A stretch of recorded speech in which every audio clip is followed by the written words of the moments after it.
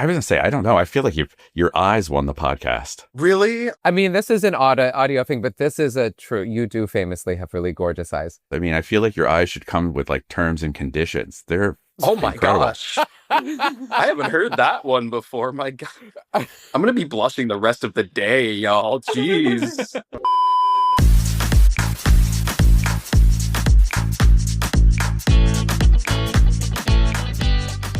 Welcome back to Whyte Noise, Ryan. I'm proudly the wreck this morning. It's fine. We all have our coffee. We're joined by the brilliant actor and my lovely friend Alex Stewart. Hello. Thank you for having me. So Alex and I, we did a play together in Florida a while ago, called The Curious Incident of the Dog in the Nighttime, and we were just talking about that show, which you did a few times, I believe. Twice. Did it once in Actors Theater of Louisville, once with Florida Studio Theater, which is where you and I met. So just the two, but it felt like multiple years. To be fair, FST, that was a really long run. We were there for like 6 It was a months or very something long like run. that. It was close to 3 months or something like that. Oh, wow. Yeah. Pretty long contract. You were the star. I was just one of your little like supporting. Oh my bronies. gosh. No, but one of the funniest parts of the show, to be fair to you, it's based off of a novel of the same name, which is about a young autistic teenager about 15 years old who finds his neighbor's dog dead in the yard one night. And basically it sparks this ongoing investigation that he takes upon himself. And not only does he, find out this dog's killer, but he finds out a lot of unknown secrets about his family that just completely turn his world upside down. It's a really interesting hero's journey, super unconventional, but a really also good coming of age story about finding independence and all that juicy stuff. So. And the style of the show is like you were him, and then there was, I want to say, 9 of us who played just all the other roles. And the stage was just sort of this big blue box that he just sort of existed in. And yeah, I think I don't even know how many parts I played, but like lots of goofy people. I just got to do a lot of accents. Like I would try to just be like, "Hello, love." Like, and it's British, so I was like 8 different British people, so I was in heaven. You probably pulled one of the most brilliant bits I've ever seen come out of that show, where you were like, "I'm Mr. Thompson's brother." Oh yeah, and you just turned it into, I am this guy who stayed over last night, and I have no idea who this kid is. So I'm just gonna say I'm his brother. And it that's was right. It made the audience laugh every single night. It was brilliant. Oh, and that choice was nowhere in the script. And as our color director did not like it. He was like, "This is not meant to be a funny moment, Michael." And I was like, "Well, it is now." And there's no other correct choice after that for me, just for the record. Thank you. I turned the character, into this just like gay one-off, like one night stand who happened to open the door to this weird kid. Yeah, nowhere is this in the script. There was also this one night where you started sneezing a lot during that bit. Oh, well, because it became like a fun game to see if I could get you to laugh. Which, was sort of probably mean game because you're carrying the entire show. So I'm excited for today's topic. It turns out our guest has done more research than both of us. Which is to say very little. So our word today is pebbling. Would you like to talk about pebbling, what you learned? Because you actually did some research. And I'm curious, before we take our turns, what you found out. I mean, so what I found, because I like know what pebbling is, but I had never heard the term before. And so like looking it up, essentially what it is based off of mating behaviors of penguins, where essentially the male will go off to find a pebble or some sort of little artifact to bring to his potential mates as a means of establishing either a relationship or an attempt at a relationship. And so that is carried over into basically there's been evaluation of that in human behavior, and like, how do we pebble, either not just in romantic relationships, but in close relationships in general? Like, how do we maintain loving relationships through small acts of service or gift giving. And so a lot of it has kind of tied into research regarding like the 5 love languages. And the love languages are something that I'm very fascinated by, and try to implement little bits of each love language in my life. And so pebbling was kind of this really cute little offshoot of that I hadn't heard about until very recently when you brought it up. And so I was watching a couple penguin documentaries last night just to see if I could find any pebbling behavior in it. I didn't, but I did learn some pretty cool things about penguins. So What's your number one? What's your number one like lesson? well, the lesson, I guess, for penguins, that's kind of the same for humans, is that they really do use love and intimacy to survive, which is kind of a cool little timeless thing. And I think the thing that did make me cry was it's basically all of these emperor penguin chicks during like a very rough part of the winter when it's starting to storm overnight, basically start huddling closer and closer together as a group to stay warm. And this one documentary focused on like the smallest chick and like how it's kind of stayed on the outskirts for most of it and then eventually found its way into the group and into the center. And one even more fascinating part is when the adults repeat that behavior later on in their life, forming this huddle, the center becomes so warm. It's about like 99 degrees or something like that. Like it's super warm in the center. And what they will do, just completely unprompted and completely out of empathy, will rotate so that other penguins get a turn in the center to keep warm. Like they'll shuffle further and further back, slowly but surely, so that other older members or other weaker members get a turn to be warm in the center of the huddle. And I Oh. sobbed. I openly sobbed. I was like, come on. Can't Oh, do this to me. And so I think that was the most fascinating part for me, was watching chicks huddle and then adults huddle. They all do the same thing, and it's completely instinctual. It's amazing. I kind of wonder off of that, like what sort of evolutionary thing happened for them that like enabled that behavior. And the thing is that behavior is present in other birds, other mating birds. And I just think Yeah. it's kind of like interesting. Yeah, I mean, from what I can understand, it's basically just an instinct to survive against the cold. They figured out that if we stand near something, we at least reduce the temperature of the wind.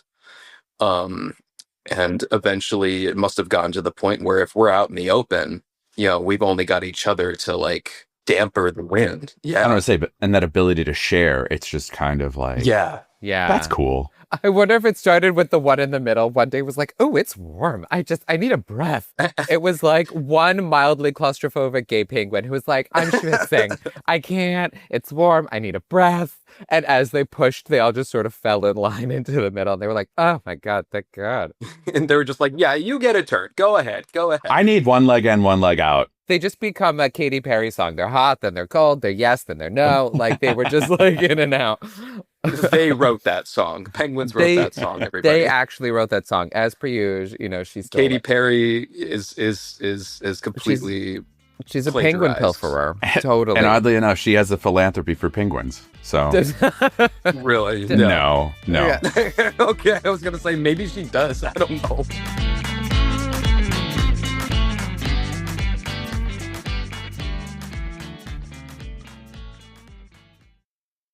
I'm excited. I'm excited to jump in. Ryan, I'm excited to see what you found. Not much. It's like I said, I'm the most unprepared that I think I've ever been. I'm actually pulling I'm doing like your thing. I'm just going to see what happens. Oh, wow. Well, I was going to say, Michael, I feel like you set Alex up to like gut the whole beginning of mine. So like, I'm so Thanks. sorry. I think this was sabotage. Alex, this like No. not on you, man. But see what Michael did to me? See what he did? I'm really No, I was sorry. so joking. How dare you? Shame on you. Shame on you. This is This how is not we what I win. wanted for this morning. Well, I feel like we should probably dive in and see what happens. Who would you like to go first, me or Ryan? Let's go, Ryan. I wanna see what Ryan has to say on this. Oh Lord. He seems Ryan's the like, most I was direct. in my hot tub 10 minutes ago, enjoying myself. What have I done? Are you ready? I mean, I think so. You got this. All right, cool. Listen, if you need a buffer, I have a really horrible story about otters. Actually, I want to hear the story about otters. I'm sorry, Ryan. This will buy you some time, but what do you mean horrible story about otters? What happened? I mean, I almost want to use it during my 10 minutes to film it. No, so real quick, I was just in Alaska and there were all these otters. Like we went on boat rides and there were loads of otters in Alaska, like those big ones. And they're like doing that thing where they hold hands and they float together and it's really cute. And one of our guides was like, well, you know how you can find the female? And we were like, how do you know the females from the males? She was like, their noses are all ripped up. And we were like, well, why? And she was like, well, their mating rituals are actually really horrible. The males essentially rape the female otters. Like they try and get away and they grab them by the face and they like hang on to them when they mate with them. So the female noses are usually pretty torn up. Male otters are just kind of the worst of the worst. So that's how they initially mate. And then the male otters are really lazy and they don't like to hunt or they don't like to get things for themselves. So they'll make the females do it, but to get a female to do things for them, they'll kidnap their babies and hold them ransom. So like a male otter will take the baby and like hide it somewhere until a female brings it food and then it will go give the baby back. Oh man, that sucks to hear. They sound ever so slightly worse than male lions, because male lions will do that thing too, where they make the lionesses do everything, like hunting. Like all the male lions do is eat, sleep, fuck, and fight. That's the four things that male lions do. Jeez. And occasionally they can kind of be sweet with other lions, but like mostly they just kind of like laze around. Good thing it's balanced a little bit with like praying mantises where the female just like eats the male. Like at least there's some yin and yang in the universe. Yeah, there's balance in the universe, but it still feels skewed toward the patriarchy. Yeah. I'm really happy Simba broke the mold. Anyway, that's that otter story. It's not as fun as I was hoping it would be. It makes them a lot less. After that, we all kind of stopped taking pictures of them. We were like, oh, it's more otters. Just like, I feel dirty doing this. It was just like, oh. All right, on that note, Ryan. Ready? Thanks. You're welcome. I really set you up. Warmed you up for them. All right. So I ended up thinking about or kind of looking at how we do pebbling as humans. I think one of the interesting places to think about it is dating culture, because the reality is that dating, if you will, or even kind of sparking interest in somebody is actually about dropping pebbles and about dropping the right ones. I think about the spectrum of what that looks like. Like I haven't been on like a gay dating app in a very long time, but like I remember in Scruff, like you could drop a woof, right? And the reality is that's a pebble. Like what is the first thing that you're going to say to somebody that you like? So what I was going to ask both of you is, what's your introductory pebble? Oh man, go ahead, Michael. Yeah, I gotta think. I didn't realize until my boyfriend pointed this out to me. And he was like, whenever you meet somebody new, you pick something on them and immediately compliment it. So I always find like where I'm like, hi, it's so nice to meet you. Oh my God, I have to say, I love your hair. Or like, oh my God, it's so nice to meet you. Those shoes are so cute. Where did you get them? He was like, you always pick one thing and you always open with some little very personal compliment. And I was like, I do that. And he was like, literally every single time you see somebody, like meet somebody new, it's you pick one thing and then you'll like circle back to it as you guys talk. So I guess that's a pebbling thing, right? That's a pebble. Absolutely. Yeah. That's extending a little bit of gratitude to somebody to show appreciation in a like small but meaningful way. Yeah, kind Mhm. of going back to that five love languages thing, that's like a words of affirmation, sort of like, oh, you look great. Because even, whether they, dolled themselves up or not that day, they might have needed to hear. And so that's a very great way to kind of establish that rapport and a wholesome one. I think it's a good one. I always try and pick one that I guess I genuinely think too. Right? Oh, yeah. Yeah. Like I don't So that lie. I'm not perjuring myself, Uh-huh. Well, I mean, I think that's part of the pebble. Like, does the pebble matter if you didn't take the time to actually think about it, think through what it was? I mean, that was the effort that you put in. That was like, that's like the penguin going out and finding the item, if you will, to bring it to the other person. So, and Alex, how about you? What's your pebble? My introductory pebble, I mean, it very much varies from case to case, but I would say a common one for me is humor, like finding some way to, gauge what makes this person laugh, what might help them feel a little more relaxed in my presence. And so I think that, finding something silly to say in the moment and getting a feel for, like how do they react to humor, how do they react to my humor. It's not just, a pebbling thing, but also like a temperature gauge, like how do I vibe with this person. And that goes for, friendship, dating, just general passing by acquaintances. So I would say that's my go-to. I like it. So, like, at some level, kind of like humor, if you will. Yeah, Like, you try to I come would up with something you think is going to land, or like kind of get an engagement, Yeah, set the and tone, set the mood. like sure, like maybe coming up with a joke, but more just like saying something silly or cute, just to like make the atmosphere feel more relaxed. Yeah. I suppose. I think that that's like one of, I mean, you see it in humans just everywhere, but also I think about like how much, for example, characters in Shakespeare use humor to cope. And just like, penguins using intimacy and love to survive things, humans use humor to cope. And I definitely do. I mean, a lot of people who especially have trauma will try to use humor to cope through their trauma or, talk about their trauma in a humorous way. And that's definitely something that I do. So I yeah. self-deprecate. So I feel like that's likely why I gravitate towards that. Is just it's a quick, easy way to establish rapport with somebody. And I was going to say, so these things, it's, as you develop a relationship with somebody, we obviously then, I feel like the pebbles that you exchange with the person that you're with tend to be, almost like a direct reflection of the relationship itself or something that comes from the relationship. Which made me think about like, what are the pebbles that James and I exchange on like a regular basis? What's just like the little acts of like gratitude that we do for each other? I'm gonna say for me, like we very rarely go to bed without ever saying I love you and exchanging a kiss, which I feel like is just one of those things that, like, regardless of the day, regardless of what went on, regardless of whether or not we're angry, we always do it. It could even be like an angry, like, I love you sort of thing, but it's more about that pebble. And then this is like kind of like, I don't know if it's a strange one or whatever, but in the summer, we have an outdoor shower and like we make an effort in the morning to go out and just outdoor shower together because we both enjoy it so much. And it's just a moment that like we share with each other. It's just nice. I don't know how to describe it, but it's like a little, I don't know, it's like a pebble. So again, I was going to ask both of you, like Michael, what are your pebbles with Brian and Alex? I don't know about your relationship status or whatever, but if you're in a relationship or if you've been in one, what are maybe some of your favorite pebbles that you've shared?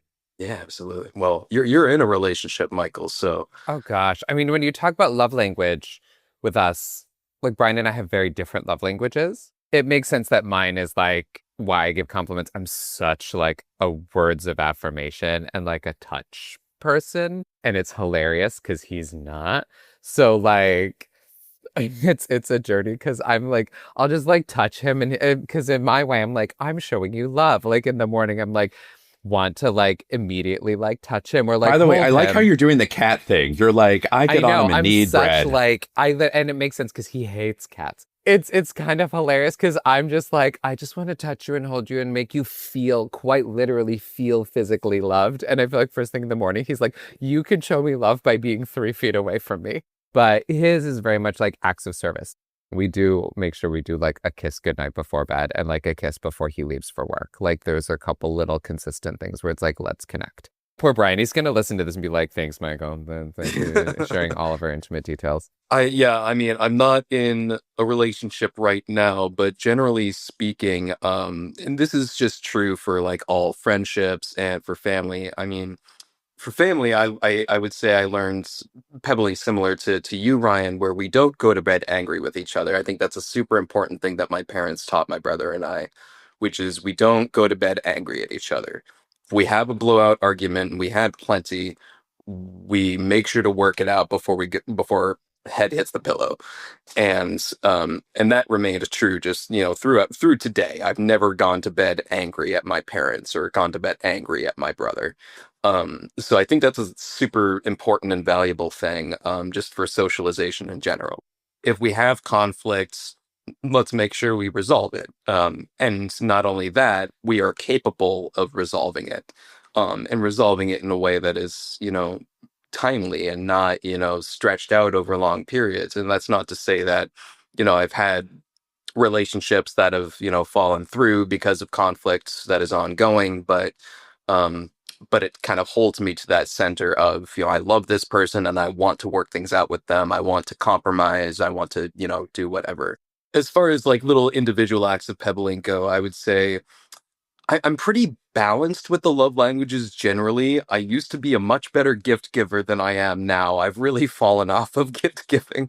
I used to be someone who would like draw portraits of people because I'm a good illustrator. And I want to get back onto that, but I've very much become a like, oh crap, it's their birthday. I've got to find something to do or to give this person.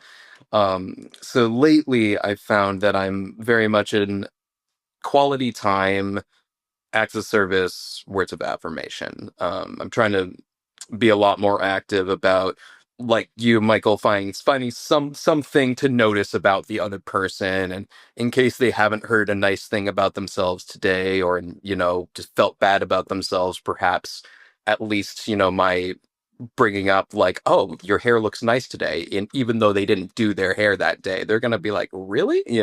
I'm also very very much someone who, like, my biggest pebbles are sharing music, sharing memes, sharing something funny, or generally just texting a person if I thought about them that day. Like, hey, I just like saw this person on the street do something silly and it reminded me of that time that and just to kind of show them that even if it's been years since we've spoken, that I haven't forgotten about you, that we're just we're both busy people, and we all, like, especially in the arts and theater industries, we meet so many people that it's so hard to maintain all of these connections with people that you really do genuinely care about, but just can't realistically hold to such a detailed degree.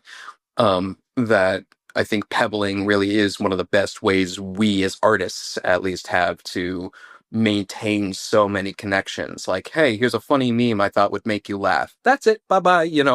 And it's little simple things like that. They may or may not respond to it, but generally speaking, people do like to be thought of. We like to know that we made an imprint, or an impact on someone's life, even if it was just on the small scale like that. I like, what's funny is the meme thing comes up as like that was one of the things in my research, that sharing memes is like a pebble. But I think the funny part, like, if memes were like pebbles for me, it'd be like me slinging rice at a wedding. You know what I mean? Like, I fire off me.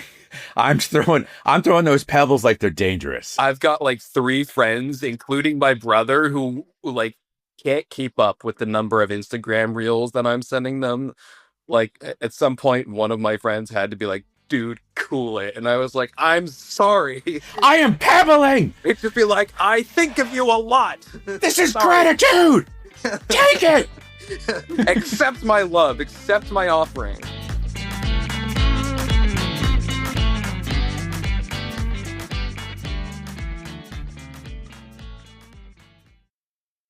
Well, Michael, are you ready? Oh, yeah. I like that this has Yeah. been such a I totally forgot that this was like a timed thing. Yeah, sure. All right, go. When I heard about pebbling, same, I looked it up and I was like, oh, yes, penguins. I guess they first started researching it with Adelie penguins. Adelie and Gentoo penguins. Yes. Did they slice meat? What are they?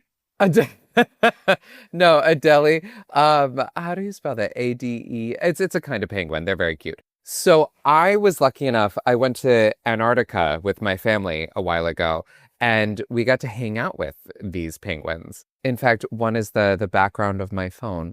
So it made me think of obviously this Antarctica trip where I saw penguins pebble in real time, and it was very cute. So like we went with this company called Quark, which is this really wonderful expedition sort of like company. So we were on a cruise in Antarctica, but it's a small boat, sort of a National Geographic type thing.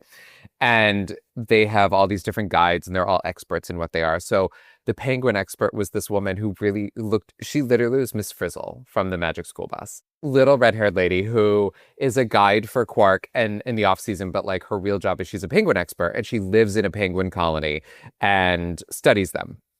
And so she had all these great penguin stories. And actually one, it's funny you talk about like penguin mentality. She got up to do one of her presentations and she was like, I hate to burst your bubble, but penguins can be really stupid sometimes. And we were like, what? And she was like, my whole colony almost died one year. And we were like, wait, how? And so they were doing that thing where like they, the females lay the eggs and then the males sit on them while the females go out to feed.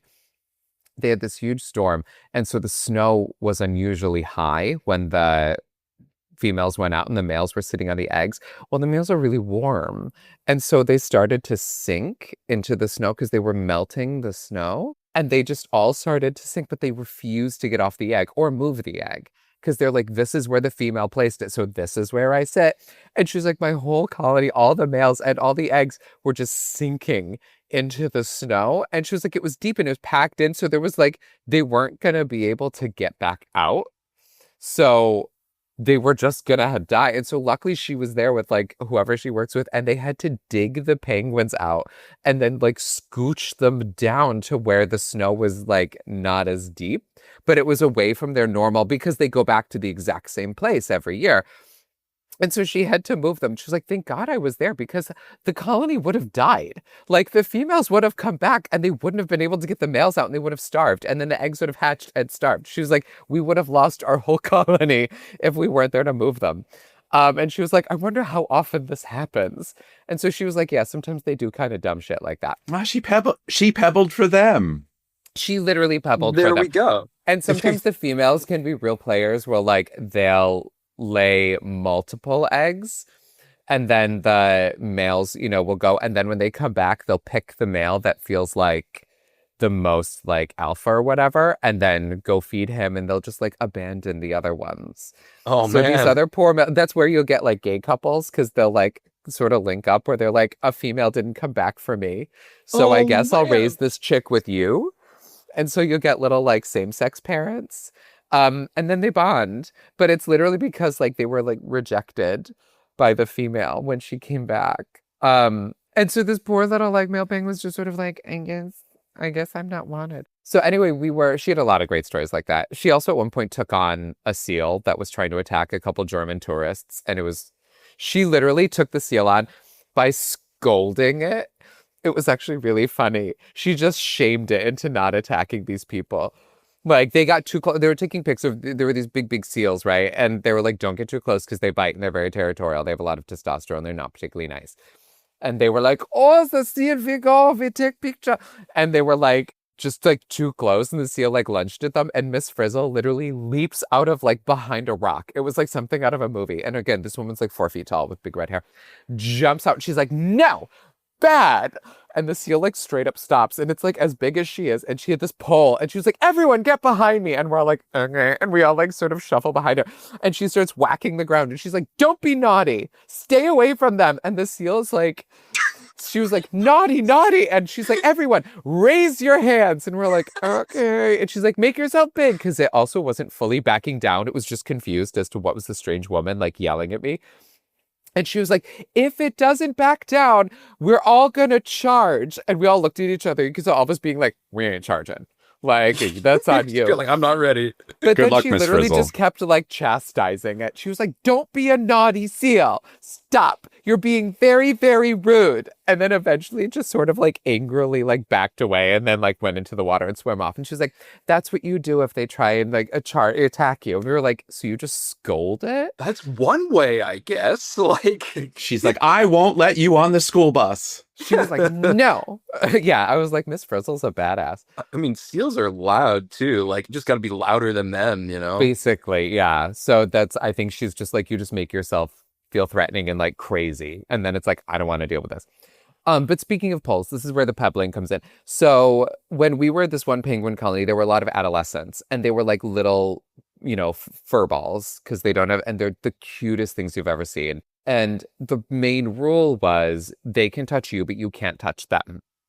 So my mom was there and my mom took this very seriously. So she was sitting on like a rock and the penguins are sort of just like all around us. And a couple little like baby penguins come up, these little adolescent fluff balls, and they're like, "Brrr," and they're like really intrigued by her because she, we had bright yellow coats on.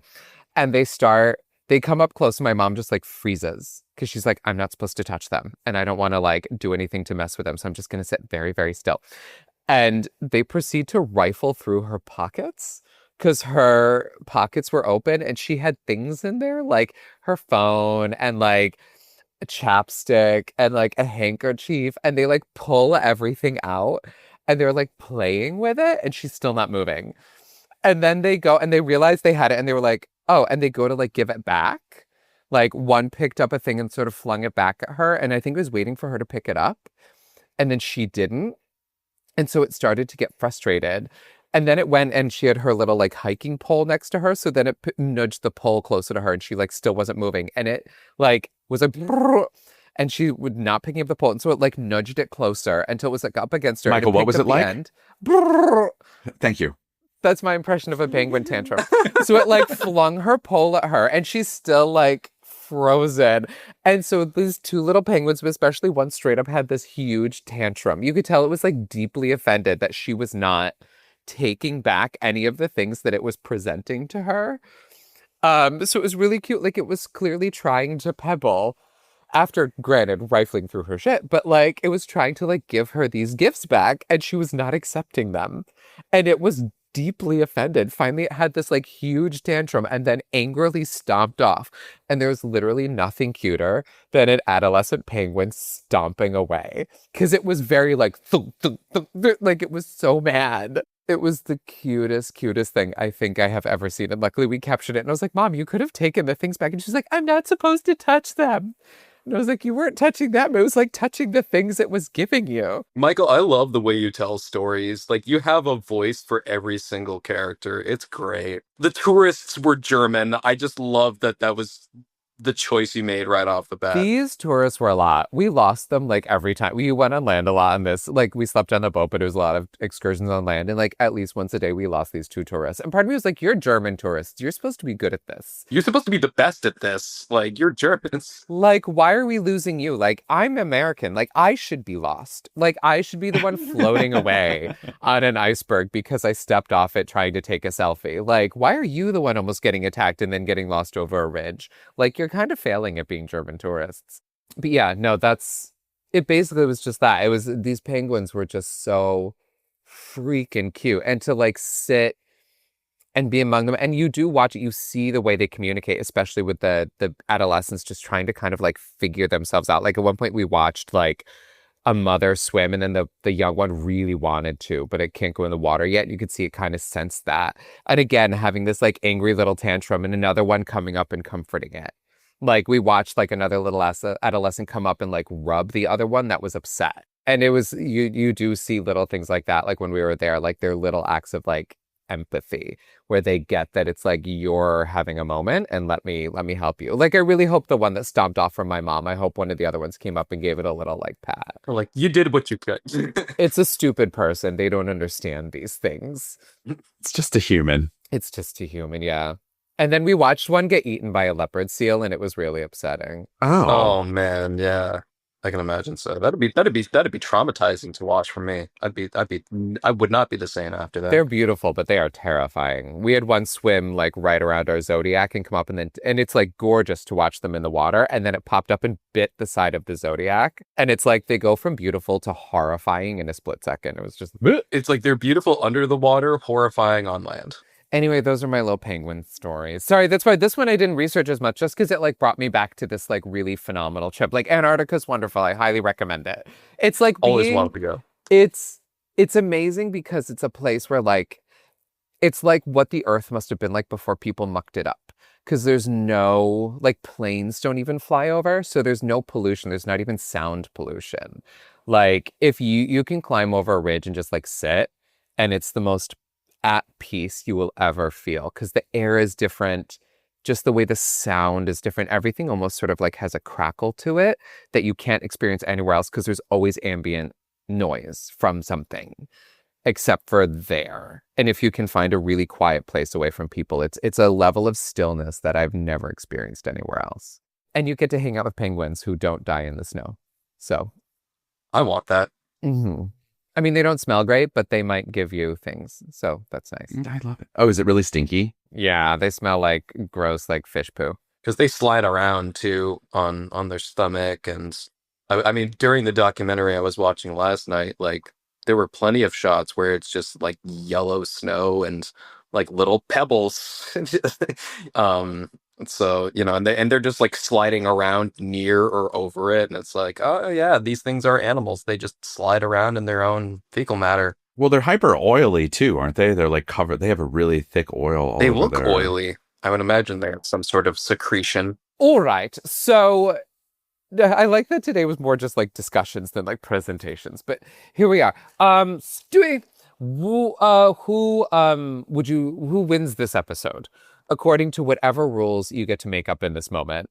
I've got to give it to you, Michael. You tell a good story. I felt like I was there. Thank you. You came up with the voices and everything. You didn't really need to prep all that much for it. It was just there in your heart. You win. And I'm going to say that you also get a special award for being the one person in the podcast that did research. So this is like a fun little swap. Usually the guest just rolls up and you did all the work for us. Oh, I was gonna say, I don't know. I feel like your eyes won the podcast. really? I mean, this is an audio thing, but this is a true. You do famously have really gorgeous eyes. I mean, I feel like your eyes should come with like terms and conditions. They're Oh my incredible. gosh. I haven't heard that one before. My God. I'm going to be blushing the rest of the day, y'all. Jeez. It's a podcast, but I hope people get to see. Ooh. Well, no, they should just Google you or follow you. Where can people follow you? Because you are an actor. People should. You are also a brilliant actor. Everyone should. Oh, thank you. Whenever you're in things, people should come see you, and casting directors should cast you all the time. You can find me on Instagram. I'm at Stewie_Alexander. That's STUEY_Alexander.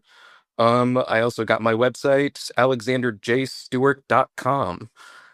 So those are my two places that you can see me doing actory or life things. Oh, and what is our topic for next week?